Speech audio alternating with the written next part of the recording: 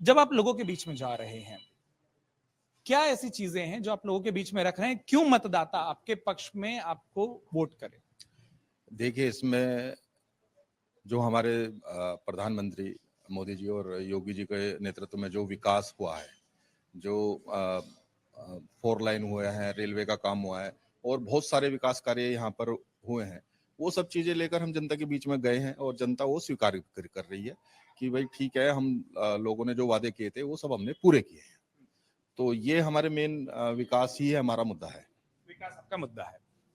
आपका क्या मानना है, जब लोगों के बीच में आप जाने, क्या विकास का एकमात्र एजेंडा है, विकास एकमात्र मुद्दा है, या और भी कई चीजें हैं क्रम में? विकास।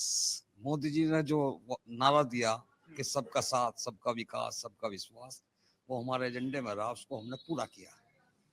मैं आप सभी पर आऊंगा, लेकिन उससे पहले मुझे लगता है सत्ता पक्ष की जवाबदेही चूंकि बनती है, इसलिए वो 3-4 वाली बात पूरी कर ले।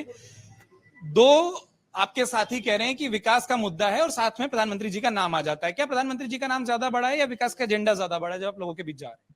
दोनों ही काम बराबर है। माननीय प्रधानमंत्री जी की जन कल्याणकारी योजनाओं व माननीय मुख्यमंत्री जी के लगातार उत्तर प्रदेश में सुरक्षा के माहौल को देखते हुए आज सहारनपुर की जनता लगातार पुकार रही है। हमारा जो प्रत्याशी राघव लखनपाल शर्मा है, उसके साथ अगर आप कल देखते तो मैं मानता हूँ लगभग 4000 से ऊपर के लोग जन सैलाब इस सहारनपुर से निकला है और सभी ने एक ही आवाज दी है कि अब की बार हम सहारनपुर में कमल का फूल बहुत ही भारी मतों से जिताने का काम करेंगे। पिछले चुनावों का मैंने जिक्र किया था और सहारनपुर में एक तरीके से एक रिवाज देखने को मिलता है कि एक दल लगातार नहीं जीतता है, उम्मीदवार घूमकर जीत जाए, लेकिन पिछले 3-4 चुनाव के आप देख लीजिए परिणाम, तो आपको भाजपा, बसपा, फिर भाजपा, बसपा, समाजवादी पार्टी, लेकिन क्या आपको लगता है कि वो दोबारा आने वाली जो बात है वो होगी इस बार? इस बार ये परंपरा टूट जाएगी और आने वाले लंबे समय तक भारतीय जनता पार्टी यहाँ सत्ता में रहने वाली, अपने सांसद जिताने वाली है। कारण सेवा, सुशासन, जन कल्याण, सम्मान, महिलाओं का सम्मान, सुरक्षा, बहुत सारे कारण हैं जो जमीनी स्तर पर दिखाई दे रहे हैं। आपसे एक सवाल लेकर अब मैं माइक उधर ले जाऊंगा, क्योंकि आपके आने पर कुछ पुराने दोस्त आपको खूब याद कर रहे थे, बोले ये दोस्ती नई नहीं है। तो ये नई नई दोस्ती का कारण क्या है, क्यों दिखाई दे रहा है, और जनता इस नई दोस्ती को ज्यादा समय लेगी समझने में, या वो भी जनता नई नई दोस्ती को समझ जाएगी?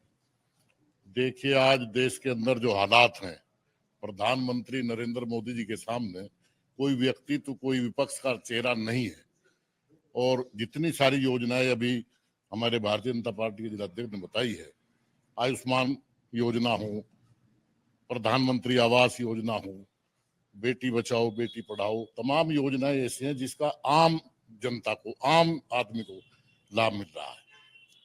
तो आज हमारे राष्ट्रीय अध्यक्ष माननीय जयंत चौधरी जी ने जो निर्णय दिया है, ये बहुत स्वागत योग्य निर्णय है और जनता इसको पसंद कर रही है। आप कह रहे हैं जनता इसको पसंद कर रही है। एक बात मैंने जो नोटिस किया, आप लोगों ने की कि नहीं, आपके जो पुराने दोस्त हैं उन्होंने भारतीय जनता पार्टी के साथियों से ज्यादा भाजपा की योजनाओं को गिना दिया। तो क्या ये विकास का पैमाना था, क्या ये विकास एक कारण था जो ये दोस्ती टूटी, और ये आपको लगता है कि कारण कुछ और है, और आप जनता के बीच में क्या लेकर जा रहे हैं? देखिए, ये पार्टी तो बिल्कुल खत्म हो चुकी थी। इसे बनाने वाले, दोबारा उठाने वाले राष्ट्रीय अध्यक्ष अखिलेश यादव जी है, जिन्होंने जयंत चौधरी जी को राज्यसभा में भेजने का काम किया। वरना 9 विधायकों पर ना तो कोई राज्यसभा में जा सकता था और ना ही उनके इतने विधायक जीत के आ सकते थे। टोटल समाजवादी का वोट कन्वर्ट हुआ तो रालोद के इतने विधायक जीत गए। आज वो चवन्नी कह रही थी कि मैं पलटूंगी नहीं, वो चवन्नी पलट गई। इसके पीछे सत्ता का दबाव है उनके ऊपर, और कुछ लाभान्वित होने के लिए लोग चले जाते हैं। इससे समाजवादी पार्टी को कोई फर्क नहीं। आप जनता के बीच में क्या मुद्दे हैं जो लेकर जा रहे हैं, और आपने सुन लिया, और सत्ता पक्ष मैंने इससे शुरू किया था, वो क्या कहकर जा रहे हैं, अब इन दावों का खारिज क्या है?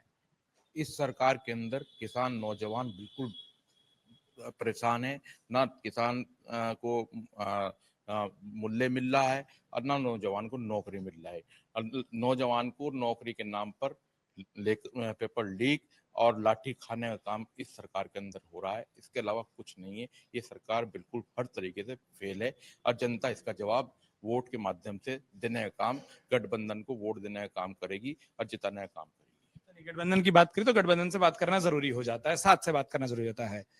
प्रत्याशी आपकी पार्टी के हैं, बहुत कवायद और बहुत रस्साकशी देखने को मिल रही थी कि किस पार्टी को कितने उम्मीदवार मिलते हैं। कम से कम सहारनपुर की तस्वीर साफ है, जब हम बात कर रहे हैं तो अभी कुछ जगहों पर तस्वीर साफ होनी बाकी है।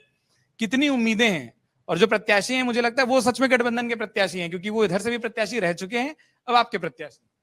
बिल्कुल बहुत मजबूत प्रत्याशी हैं और विजयी होंगे। इस बार समीकरण भी ऐसे ही हैं, लेकिन मैं उससे पहले ये बात करना चाहूंगा भी उधर से आवाजें विकास विकास विकास विकास। इन्होंने 100 स्मार्ट सिटीज का वादा किया था, क्या 5 पूरे हुए अभी तक? बता दें नाम। इन्होंने कहा था किसान की आय दुगनी करेंगे। और मैं उम्मीद कर रहा हूँ आप लोग बड़े ध्यान से सुन रहे होंगे। कौन से किसान की आमदनी दुगनी हुई?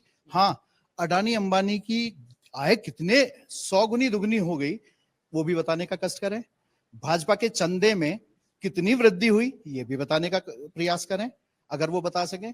कहीं विकास नहीं हुआ, केवल जनता को छला जा रहा है विकास के नाम पर और धर्म के नाम पर बांटा जा रहा है, और कुछ नहीं हो रहा है। क्योंकि आपने धर्म का जिक्र कर दिया, मुझे क्या बताइए, अभी मुझे उम्मीद है कि थोड़ी देर में आपके तमाम जो साथी हैं, भले ही आज सामने खड़े हैं, वो 22 जनवरी का जिक्र करेंगे, वो अयोध्या का जिक्र करेंगे। आप लोग लोगों के बीच में क्या विश्वास लेकर जा रहे हैं कि वो आपके प्रत्याशी को चुने? मतलब आप उन मुद्दों को अपने तर्कों से खारिज कर रहे हैं, लेकिन जनता को क्या बता रहे हैं?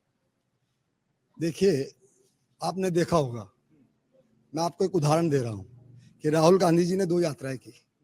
जिस तरह से लोगों का प्रचंड बहुमत साथ उनको मिला है, ये इस बात का गवाही दे रहा है कि जनता त्रस्त हो चुकी है।